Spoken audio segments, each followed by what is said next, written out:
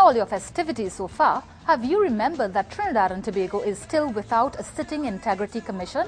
That's because this year some really unprecedented things happened as far as that watchdog body goes, and right now public officials are getting away with not having filed their declarations for almost a year.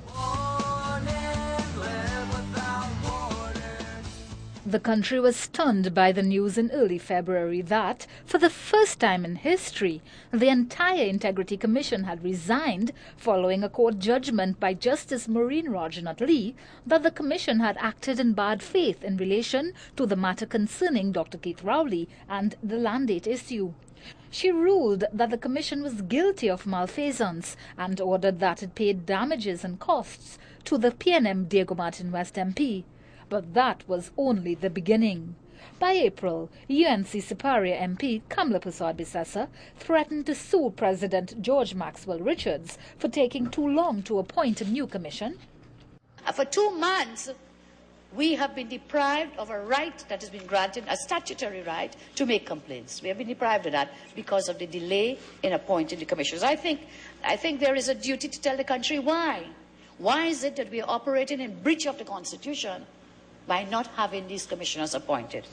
And on the 1st of May, a new commission had finally been appointed, comprising Roman Catholic priest and attorney-at-law Father Henry Charles as chairman, businessman Jeffrey McFarlane, a director at Home Mortgage Bank, as deputy chairman, accountant Lila Rose Bada, former senior magistrate Gladys Gafoor, and former High Court Justice Zainul Hussain.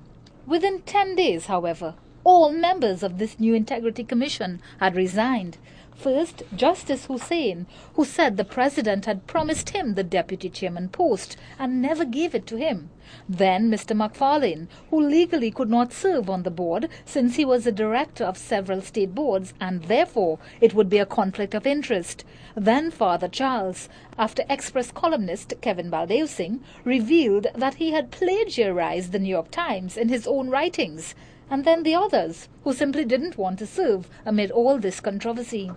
That action caused a barrage of public criticisms for President Richards and numerous demands from trade unions, civil activists, the opposition UNC, the Congress of the People, and especially the Law Association, that he cut short his vacation and return home to deal with the resultant constitutional crisis.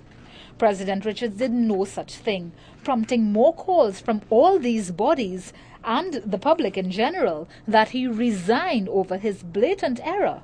And when he finally returned to TNT, he gave an address to the nation, refusing to do so and chastising his critics. I do not share the opinion held by some that I have brought the office of President of the Republic of Trinidad and Tobago into disrepute, and accordingly see no reason to resign or to engage in further debate on the matter. I maintain that there never was and there is no constitutional crisis based on the vacancies on the Integrity Commission or because of my absence from Trinidad and Tobago. Well, that only prompted more and stronger criticisms and further calls from the Law Association for his resignation, while the UNC made a historic move to have the president face a tribunal of Parliament for his actions. Attorney Anand Logan also sued the Attorney General for the state's refusal to appoint an Integrity Commission amid widespread public concerns that public officials were getting away with not accounting for their assets, since the deadline to file their declarations was May 31st, but there was no commission to enforce this law.